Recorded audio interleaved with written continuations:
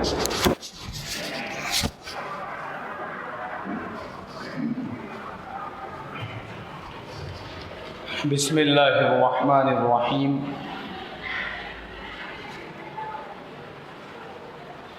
नहमदुहु व नुसल्ली अला रसूलिहिल करीम। अम्मा बाद,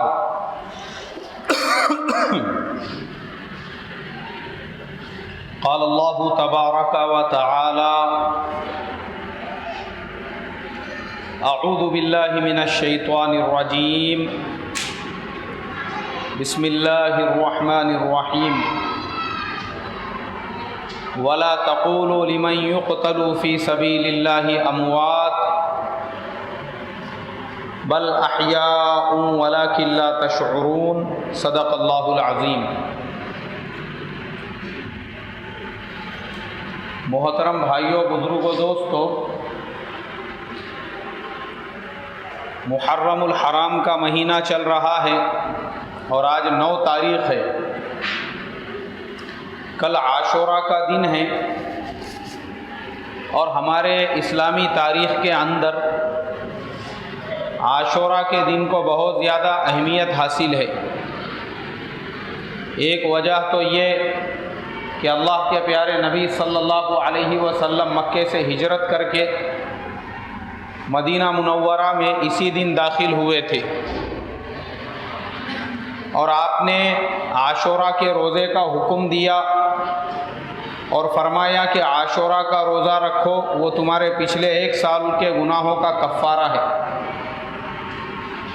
लेकिन उसके साथ 9 तारीख़ या फिर 11 तारीख़ का भी रोज़ा रखो और यहूद की मुखालिफत करो। तीसरा सबसे अहम वाक़या जो इस महीने में ज़हूर में आया वो हज़रत इमाम हुसैन रज़ी अल्लाह ताला अन्हुमा की शहादत है। सीरत की किताबों को और तारीख़ की किताबों को हम उठाकर देखेंगे तो ये वाक़या क्यों रूनुमा आया, उस रूनुमा हुआ, उसकी पूरी वजूहात हमारे समझ में आएगी।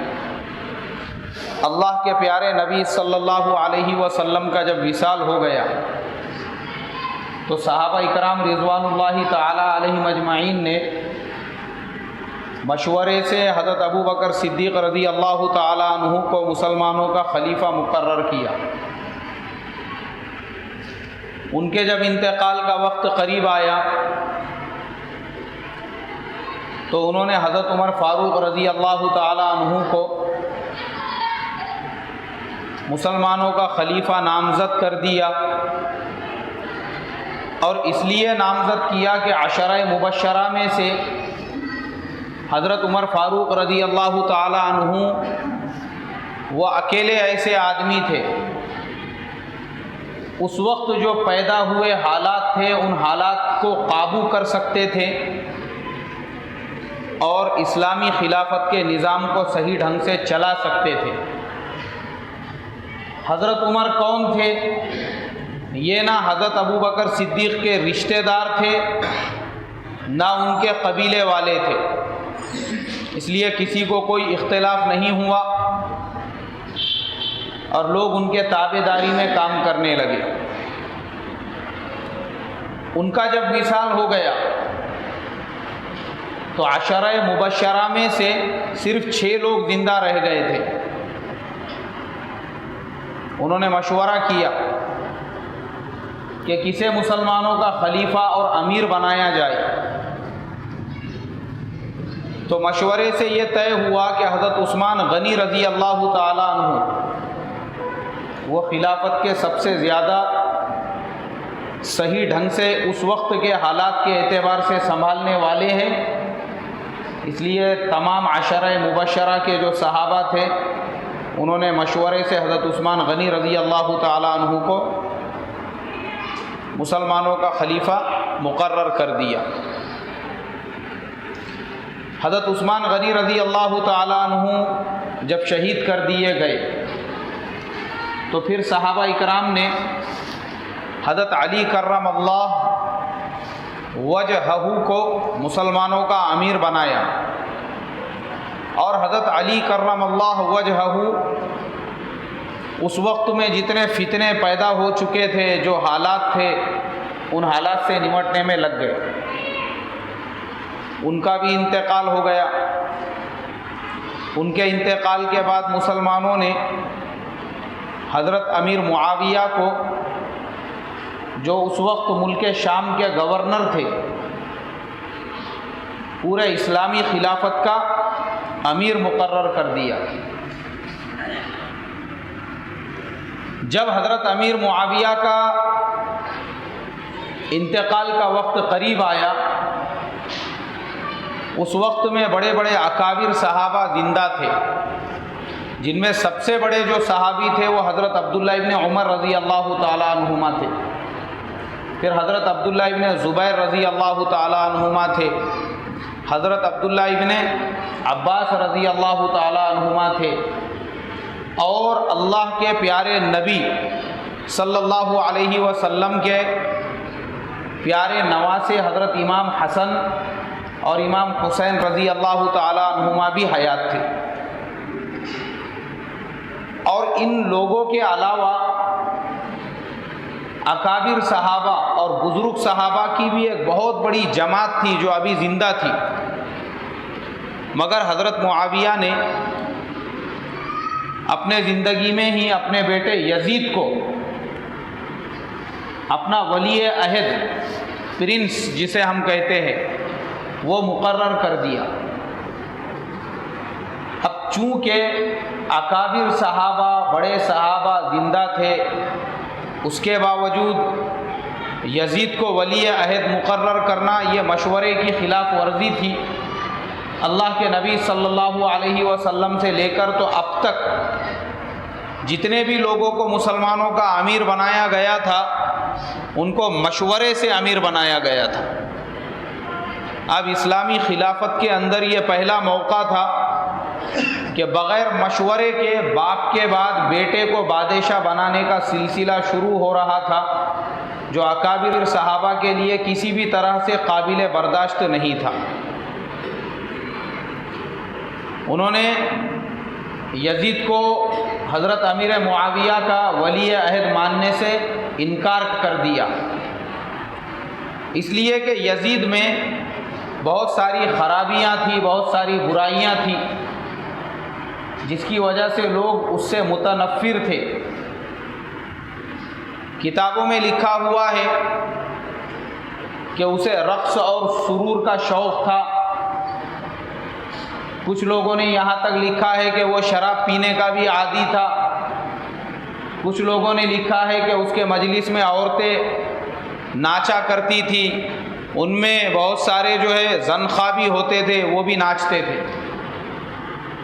कुछ लोगों ने लिखा हुआ है कि वो अल्लाह तबारक व तआला के उमूर और अहकाम को हल्के में लेता था, यानी उसके नज़दीक कोई अहमियत नहीं थी, और वो लहव व लईब का आदी था। इसलिए कि जिस दिन हज़रत अमीर मुआविया रज़ी अल्लाह ताला अन्हु का विसाल हुआ, जो यजीद के वालिद भी थे, उसके अलावा बहुत बड़े सहाबी रसूल भी थे, तो यजीद उस दिन शिकार खेलने के लिए जंगल में गया हुआ था, और उनके जनाजे में भी वो शिरकत नहीं कर सका, और आम लोगों ने उनकी नमाज जनाजा पढ़ाकर उनको दफन कर दिया। तो ये बहुत सारी बुराइयां थी, जिसकी वजह से अकाबिर सहाबा और बड़े जो सहाबा थे, उन्होंने यजीद को मुसलमानों का अमीर मानने से इनकार कर दिया। अब यजीद ने खिलाफत के कुर्सी पर बैठने के बाद सबसे पहला काम यही किया कि किस तरीक़े से अपने खिलाफत को मुस्तहकम, अपनी बादशाहत को मुस्तहकम बनाया जाए, इसलिए कि खिलाफत तो अब ख़त्म हो चुकी थी, अब बादशाहत का सिलसिला शुरू हो चुका था। अब अपनी बादशाहत को किस तरीक़े से कायम रखा जाए, उसके लिए यजीद ने हर इलाके के गवर्नर को ख़त लिखा कि वहाँ के लोगों से मेरे लिए बैअत लो। नोमान इब्ने बशीर ये मदीना मुनव्वरा के गवर्नर थे और मदीना में तमाम अकाबिर सहाबा मदीना में ही मौजूद थे, जिनमें हज़रत अब्दुल्ला इब्ने ज़ुबैर रज़ी अल्लाहु अन्हुमा, अब्दुल्ला इब्ने उमर रज़ी अल्लाहु अन्हुमा, हज़रत इमाम हुसैन रज़ी अल्लाहु ताला अन्हुमा, ऐसे बड़े बड़े सहाबा मदीना में थे।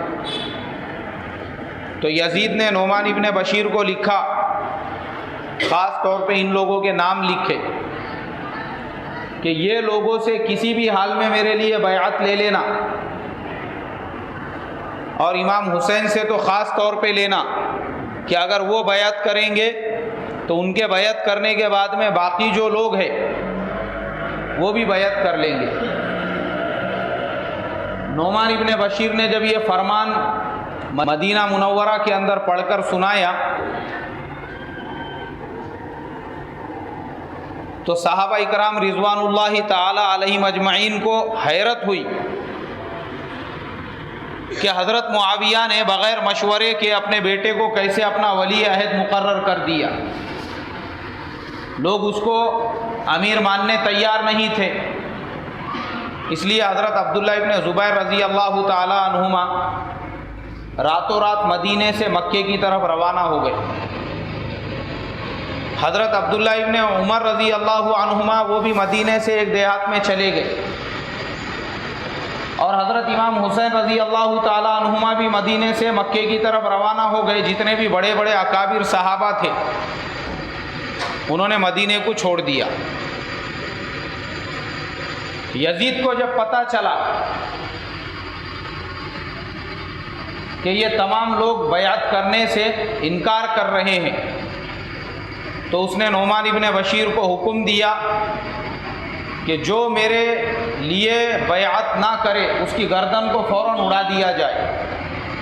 तलवार की ज़ोर पर उसने हुक्म दिया, लोगों का कत्लेआम कर दो, लाशों के ढेर लगा दो, बगावत की जिसमें भी ज़रा सी बू नज़र आए उसको कत्ल कर दो, लेकिन लोगों को बैअत के लिए मजबूर करो।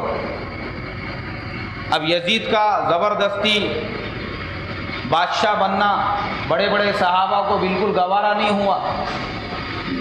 हज़रत अब्दुल्ला इब्ने ज़ुबैर रज़ी अल्लाहु ताला अन्हुमा मक्का मुकर्रमा में पहुँचे और वहाँ पहुँचने के बाद उन्होंने खुद मुख्तारी का ऐलान कर दिया। इमाम हुसैन रज़ी अल्लाहु ताला अन्हुमा भी मक्के में ही थे। यजीद का जुल्म व सितम जब लोगों पर बढ़ने लगा तो इराक़ के जो लोग हैं कूफा के, उन्होंने हज़रत इमाम हुसैन रज़ी अल्लाहु ताला अन्हुमा को ख़त लिखा। मुस्तकिल खतूत लिखते रहे और उन खतूत के अंदर ये लिखा कि अगर आप कूफा को नहीं आएंगे, इराक़ को नहीं आएंगे तो कल क़यामत के दिन हम आपका गिरेबान पकड़ के आपके नाना हज़रत मोहम्मद सल्लल्लाहु अलैहि वसल्लम के दरबार में ये अर्ज़ करेंगे, शिकायत करेंगे, हमारे ऊपर एक जालिम बादशाह मुसल्लत हो गया था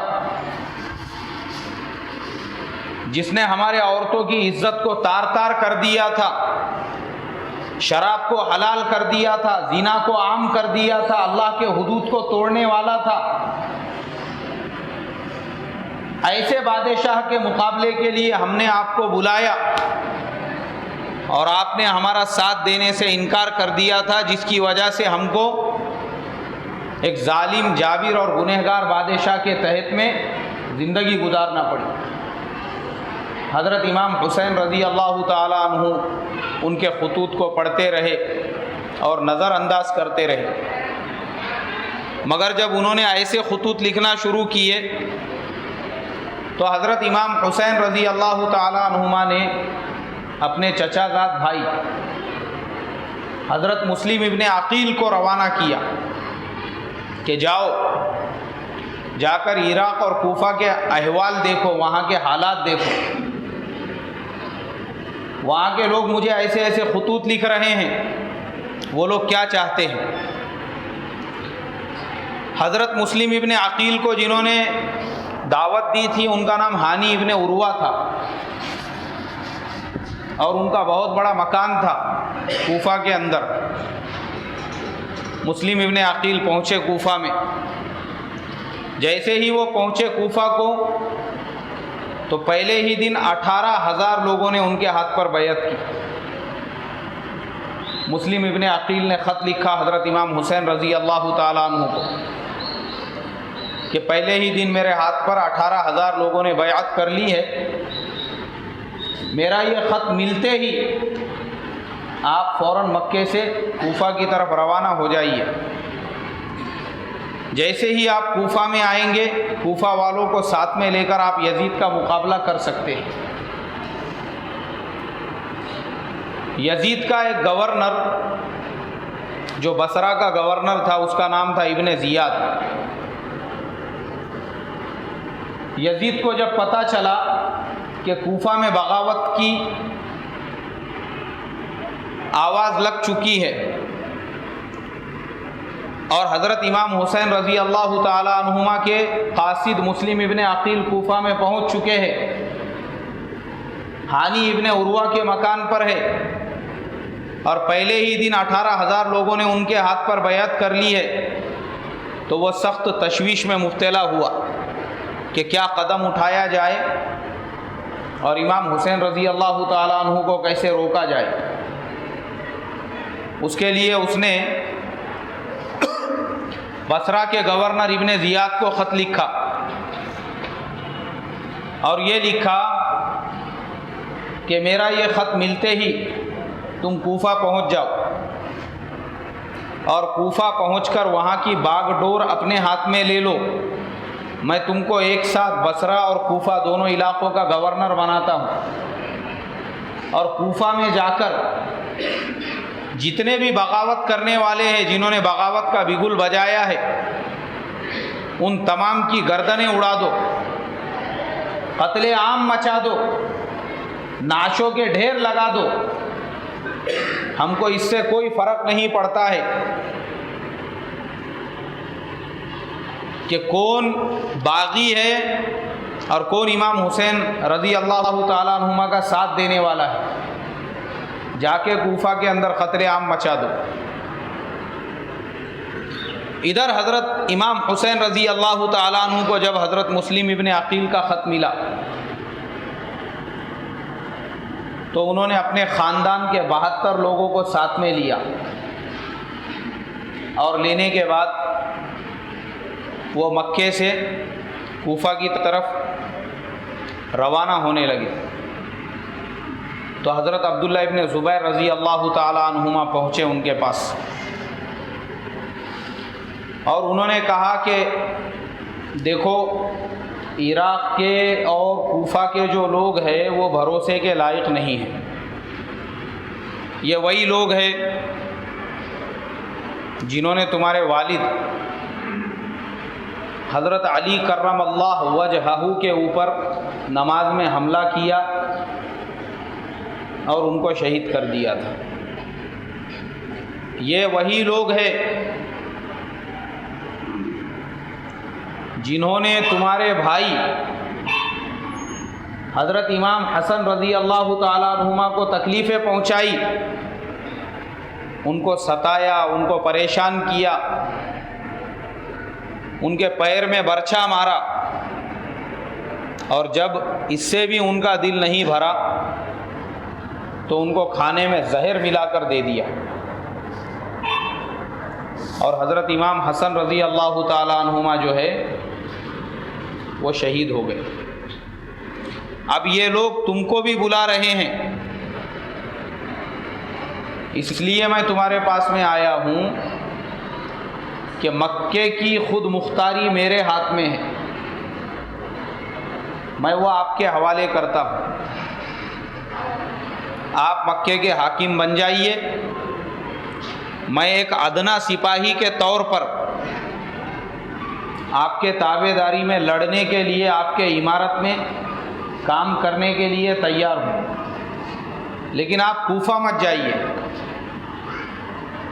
इमाम हुसैन रज़ी अल्लाह ताला अन्हुमा ने कहा कि देखो,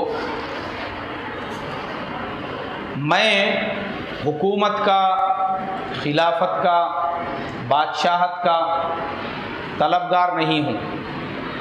मेरे दिल में रत्ती बराबर भी बादशाहत, हुकूमत, खिलाफत की हिर्स और हवस नहीं है। मैं उसके लिए कूफा नहीं जा रहा हूँ। मैं इसलिए जा रहा हूँ ताकि वहाँ के लोगों को साथ में लेकर यजीद, जो खिलाफत का बिल्कुल हकदार नहीं है, शराबी है, जानी है, उसके महल के अंदर रक़्स व सुरूर की महफिलें लगती है, अल्लाह का नाफरमान है, जिसने अल्लाह की हुदूद का जनाजा निकाल दिया है, उससे मुकाबला करना चाहता हूँ। उसके बाद हज़रत अब्दुल्ला इब्न अब्बास रज़ी अल्लाह अन्हुमा आए। ये हज़रत इमाम हुसैन रज़ी अल्लाह ताला अन्हु के चचा होते थे रिश्ते में, और उन्होंने समझाया चचा के नाते से कि देखो, कूफा जाने का जो इरादा है उसे तर्क कर दो।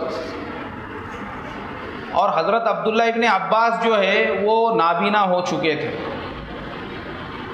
उनकी उम्र भी बहुत ज़्यादा हो गई थी, बुढ़ापे की हालत में थे, मगर फिर भी किसी के सहारे से वो हज़रत इमाम हुसैन रज़ी अल्लाह ताला अन्हु तक पहुँचे।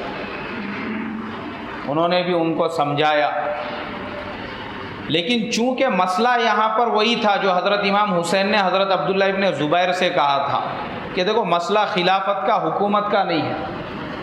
मसला इस बात का है कि एक नाअहल इंसान ज़बरदस्ती मुसलमानों पर मुसल्लत है, उससे जाकर मुकाबला करना है बस। तो हज़रत अब्दुल्ला इब्न अब्बास रज़ी अल्लाह अन्हुमा ने कहा कि फिर ऐसा करो, औरतों को मक्के में छोड़ दो, उनको अपने साथ में मत लेकर जाओ। तो हज़रत इमाम हुसैन रज़ी अल्लाह अन्हुमा कहने लगे कि देखो, मैं जब यहाँ से जा रहा हूँ तो मेरा वापसी का कोई इरादा नहीं है। अब मैं जा रहा हूँ तो ये सोच के जा रहा हूँ, ज़रूरत पड़ी तो मैं रास्ते में ही शहीद हो जाऊँगा, वहीं मेरी कब्र बन जाएगी, मुझे आना नहीं है वापस। और ये बोलकर हज़रत इमाम हुसैन रज़ी अल्लाह ताला अन्हुमा अपने काफ़िले के साथ में मक्के से कूफा की तरफ रवाना हो गए। उनको ये पता ही नहीं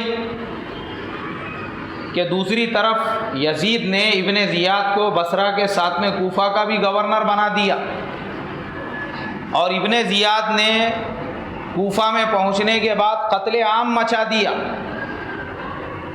सबसे पहले वो हानी इब्ने उर्वा के मकान पर गया, जहाँ पर हज़रत मुस्लिम इब्ने अकील, जो हज़रत इमाम हुसैन के सगे चचाजाद भाई थे, वो रुके हुए थे, उनको उसने शहीद कर दिया।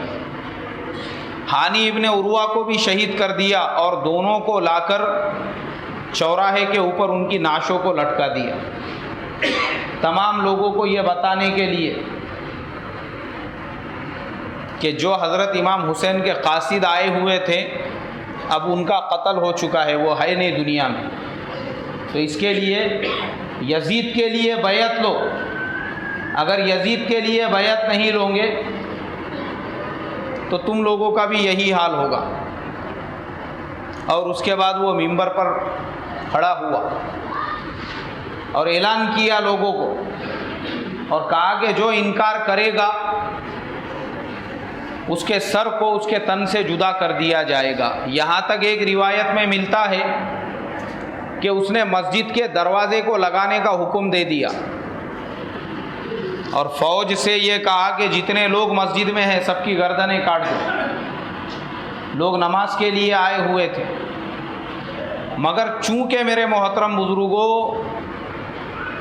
हुकूमत की लालच, हुकूमत की हिर्स, हुकूमत की हवस और कुर्सी की जो ख्वाहिश है वो इंसान को इतना अंधा कर देती है कि फिर वो कुर्सी हासिल करने के लिए लोगों की नाशों पे चढ़ के भी उस पे जाना चाहे तो उससे भी गुरेज नहीं करता, चाहे फिर कितने भी लोगों की जानें उसको लेनी पड़े, लोगों का कत्लेआम करना पड़े।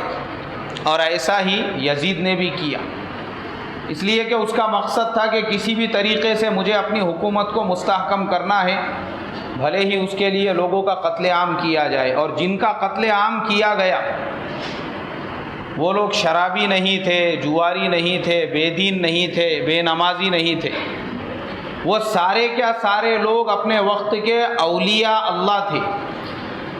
वो सारे क्या सारे लोग अपने ज़माने के ताबीईन थे।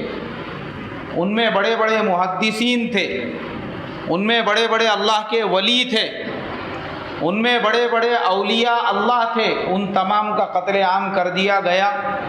वो मस्जिद जहाँ पर लोग अल्लाह के सामने सर टेकने के लिए आते हैं, उस मस्जिद को खून से लहूलुहान कर दिया गया और मस्जिद के बाहर जो है वो खून बहने लगा मस्जिद के अंदर से, पूरी मस्जिद को नाशों से भर दिया। और इमाम हुसैन रज़ी अल्लाह ताला अन्हु रास्ते के दरमियान में पहुंच गए। अब उधर इब्ने ज़ियाद ने ऐलान किया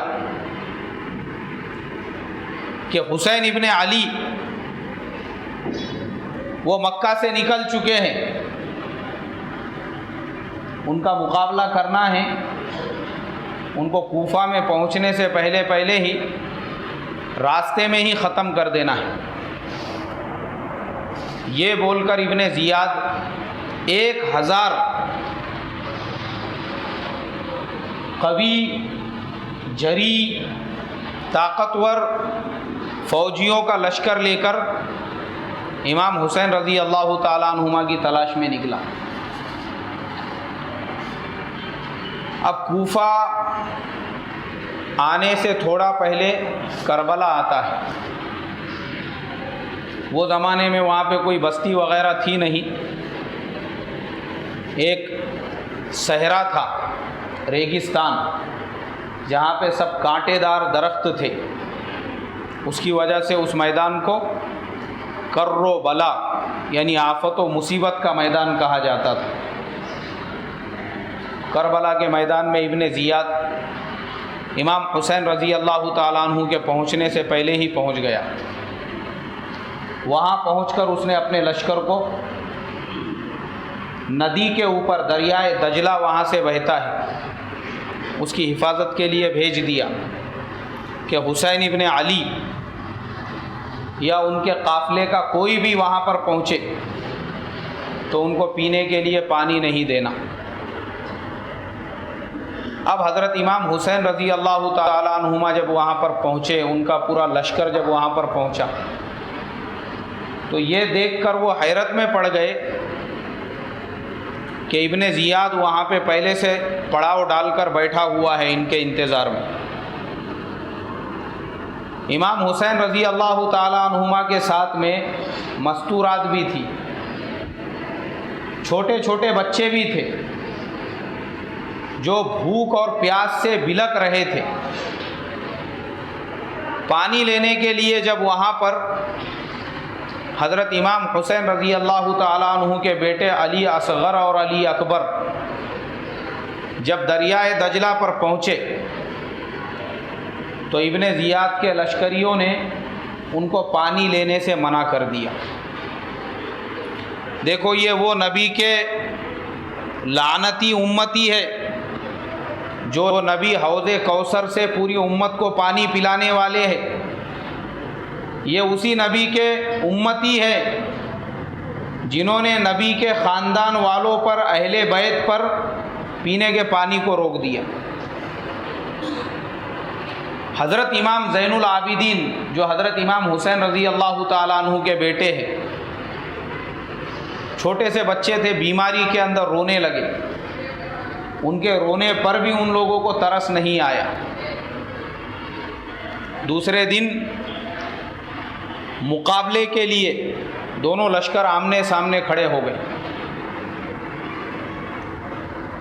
हज़रत इमाम हुसैन रज़ी अल्लाह ताला अन्हु ने इब्ने ज़ियाद से कहा कि देखो, मैं तुम्हारे सामने 3 शर्तें रखता हूँ। कि मुझे यहाँ से यजीद के पास लेकर चलो, मेरे और यजीद के दरमियान में जो भी मुआमला रहेगा हम लोग तय कर लेंगे, या फिर मुझे इस्लामी हुदूद पर जाने दो, मैं अल्लाह के रास्ते में जिहाद करके अपनी जान दे दूंगा, या फिर मैं मक्का मुकर्रमा में वापस जाना चाहता हूँ। इब्ने ज़ियाद, उसे ये उम्मीद थी कि मेरे हाथ में इतना बड़ा मौका आया हुआ है इमाम हुसैन को कत्ल करने का, उनको शहीद करने का, अगर ये मेरे हाथ में से निकल गया तो मैं यजीद की नज़रों में गिर जाऊंगा। उसने अल्लाह और उसके रसूल की नज़रों में गिरना वो गवारा कर लिया, बर्दाश्त कर लिया, मगर एक शैतान को, एक लानती को उसे खुश करना था। उसके खुशी के वास्ते इब्ने ज़ियाद ने हज़रत इमाम हुसैन रज़ी अल्लाह ताला अन्हु का जो प्रपोज़ल था उसको इनकार कर दिया और ये कहा कि इसी वक्त यजीद के लिए मेरे हाथ पर बैअत ले लो तो ही मैं आपको छोड़ सकता हूँ, बाकी आपकी मैं किसी भी शर्त को मानने के लिए तैयार नहीं। अब वो हज़रत इमाम हुसैन थे, हमारे ज़माने के मुसलमानों के जैसे थोड़ी थे। हमारे ज़माने में जितनी मुनाफिकत बढ़ी हुई है, पहले किसी ज़माने में भी लोग इतने बड़े बड़े मुनाफिक नहीं थे। वो हज़रत इमाम हुसैन थे जिनकी रगों में अल्लाह के प्यारे नबी सल्लल्लाहु अलैहि वसल्लम और बीबी फातिमा, जिनके बारे में अल्लाह के नबी ने फरमाया कि फ़ातिमतु सय्यदतु निसाई अहलिल जन्ना, उनका खून दौड़ रहा था। वो अली, जिनके बारे में अल्लाह के नबी सल्लल्लाहु अलैहि वसल्लम ने फरमाया था कि मैं इल्म का शहर हूँ और अली उसका दरवाज़ा है, और वो हज़रत अली जिन्होंने खैबर का दरवाज़ा उखाड़ के फेंक दिया था, जिसे आज भी कोई हिला नहीं सकता, वो वहीं पड़ा हुआ है खैबर के अंदर, ये उनकी औलाद थे।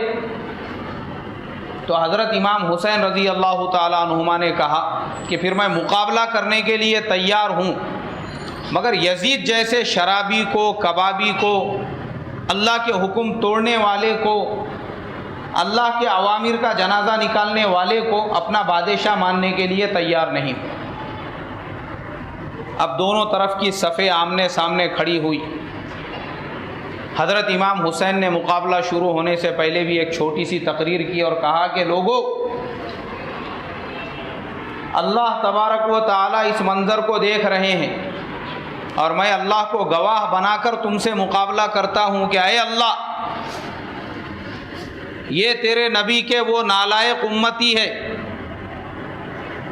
जो नबी की नस्ल को ख़त्म करने के लिए सामने खड़े हुए हैं, और एक तरफ वो ईसाई है कि जिन्होंने आज तक हज़रत ईसा अलैहिस्सलातु वस्सलाम का एक गधा था, उसके मरने के बाद उसके पैरों के जो खुर है उसको उन्होंने सोने का मंदिर बना के उसके अंदर रखे हुए हैं, सोने और हीरे जवाहरात से उसको सजाकर उन्होंने रखा हुआ है। तो एक तरफ वो हज़रत ईसा के मानने वाले थे और ये तेरे उम्मती है, तेरे नबी के उम्मती है, जिस नबी का ये कलीमा पढ़ते हैं ये उसी के नस्ल को ख़त्म करने के लिए खड़े हुए हैं। अब मुकाबला शुरू हुआ। एक आदमी उधर से निकला, हज़रत इमाम हुसैन रज़ी अल्लाह ताला अन्हु के एक भतीजे ने आगे बढ़कर उसको ज़मीन पे गिरा दिया। दूसरा आदमी निकला, दूसरे भतीजे ने उसको भी गिरा दिया।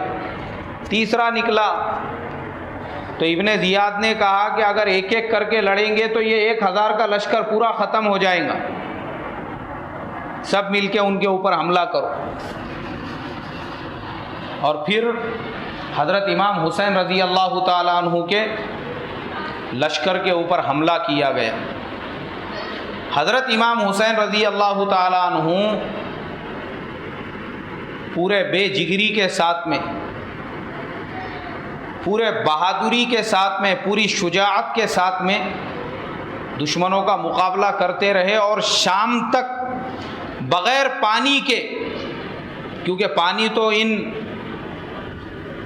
नाफरमानों ने पहले ही रोक दिया था, सूरज के गुरूब होने तक लड़ते रहे, यहाँ तक कि हदीस की किताबों में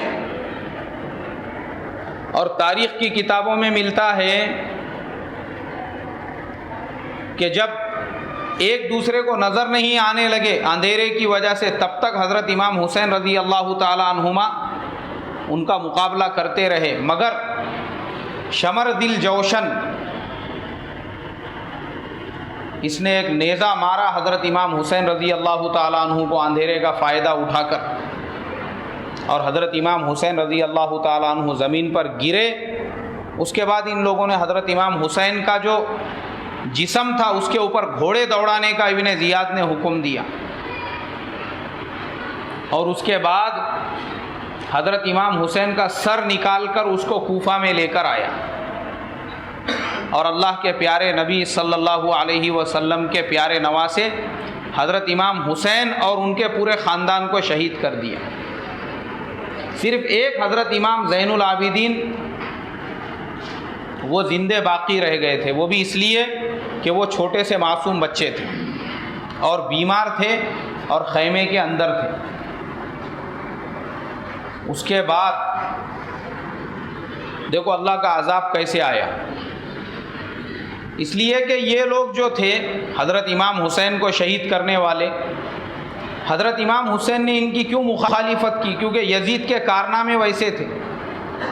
यजीद ने जब कूफा में, बसरा में उसको लगा कि मैंने अपनी खिलाफत को मुस्तहकम कर दिया हूँ, फिर मदीने के ऊपर हमला करने का हुक्म दिया, और जब मदीने पे हमला किया गया तो तारीख़ में लिखा हुआ है कि उसके घोड़ों को बांधने के लिए जगह नहीं थी। उसने बोला मस्जिद नबवी में बांधो, बोले घोड़े।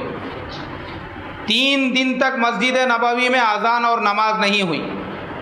घोड़ों की लीद और घोड़ों के पेशाब की वजह से वो मस्जिद नबवी जहाँ पे अल्लाह के नबी सल्लल्लाहु अलैहि वसल्लम ने इमामत की थी, जहाँ पे खुलाफाए राशिदीन, अशरे मुबश्शरा और तमाम सहाबा नमाज पढ़ते थे, वो मस्जिद नबवी पूरी घोड़ों के लीद से भर गई, जहाँ पे अल्लाह के प्यारे नबी का रोज़ा अतहर था, और खुलफाए राशिदीन में हज़रत अबू बकर सिद्दीक़ और हज़रत उमर फ़ारूक रज़ी अल्लाह ताला अन्हुमा दोनों आपके पड़ोस में लेटे हुए थे।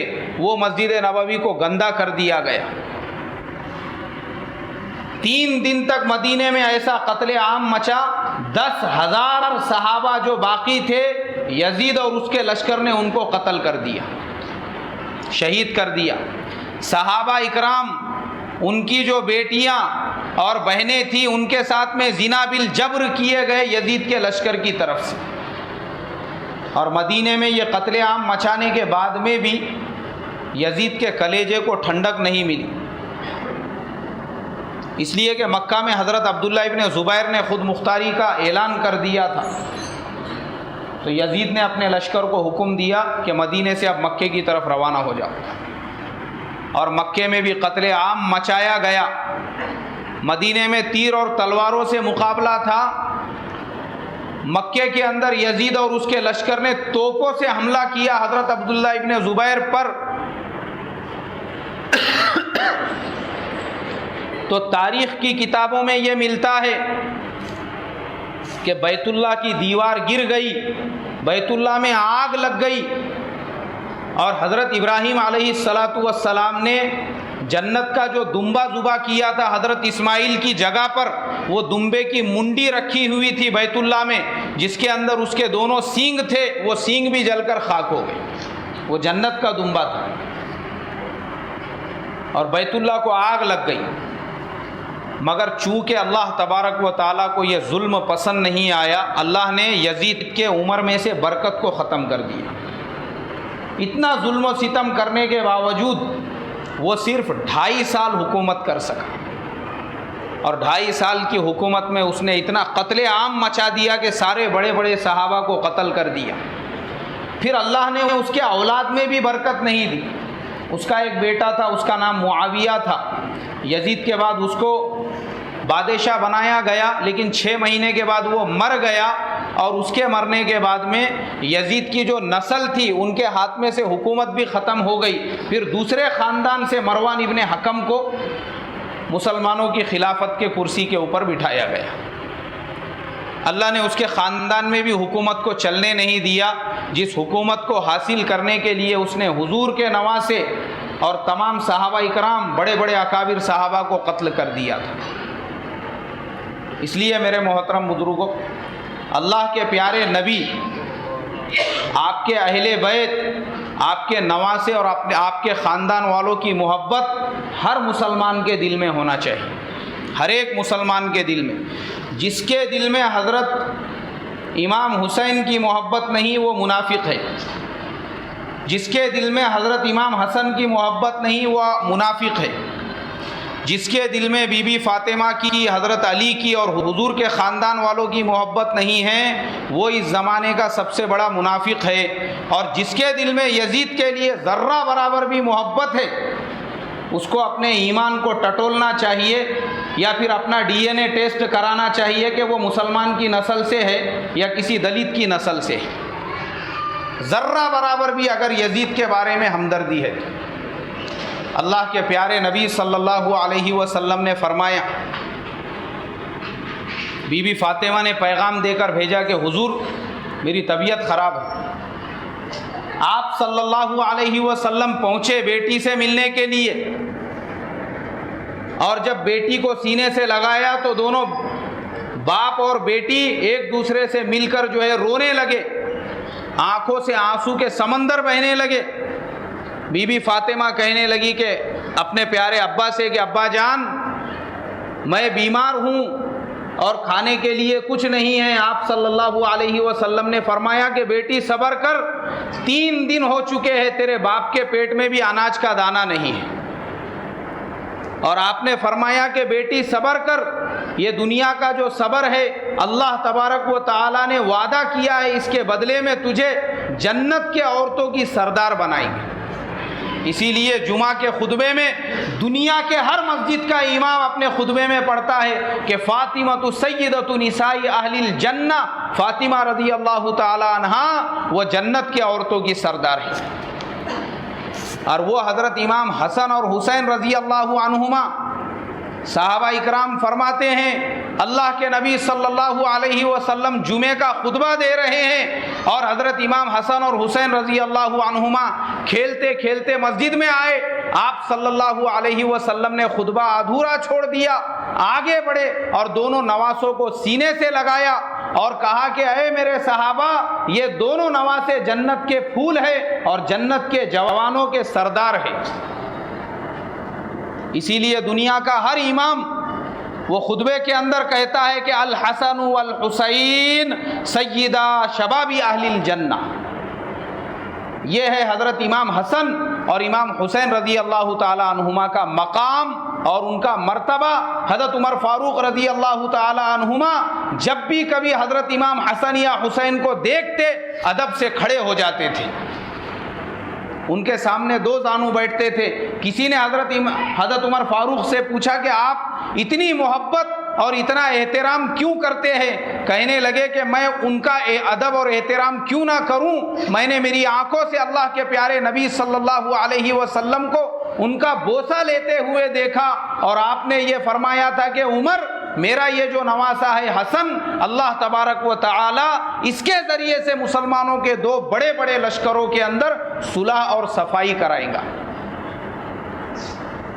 ये मकाम है मेरे मोहतरम बुजुर्गों अहले बैत का, अल्लाह के प्यारे नबी सल्लल्लाहु अलैहि वसल्लम के औलाद का, उनके ख़ानदान वालों का। और हज़रत इमाम हसन वो देखने में बिल्कुल अल्लाह के नबी सल्लल्लाहु अलैहि वसल्लम के शबाहत नज़र आते थे। जो अकाबिर सहाबा है वो सिर्फ हज़रत इमाम हसन की ज़ियारत करने के लिए उनकी खिदमत में आया करते थे और ये कहा करते थे, आपको देखने के बाद ऐसा नहीं लगता कि अल्लाह के नबी सल्लल्लाहु अलैहि वसल्लम अब दुनिया में नहीं है। इसलिए मेरे मोहतरम बुजुर्गों, आज हमारे ज़माने में भी अल्लाह के नबी सल्लल्लाहु अलैहि वसल्लम के ख़ानदान वाले हज़ारों लाखों सय्यद मौजूद हैं। हमने उनका भी अदब और एहतराम करना चाहिए। वो सब अल्लाह के नबी के अहले बैत है। इसीलिए अल्लाह के नबी ने क़यामत तक सैयदों के ऊपर ज़कात और सदक़े को हराम कर दिया, हराम कर दिया आपने, चाहे वो कितने भी गरीब और फ़कीर क्यों ना हो। लेकिन अल्लाह के नबी ने कहा कि मेरे अहले बैत और सैयदों के लिए मैं सदक़ा और ज़कात उसको हराम कर देता। उनका अदब एहतराम हर ज़माने में ज़रूरी है। हम उनके मकाम और मर्तबे का अंदाज़ा नहीं लगा सकते। मैंने इससे पहले भी वाक़या सुनाया था कि हज़रत अब्दुल्ला इब्ने मुबारक हज के लिए निकले।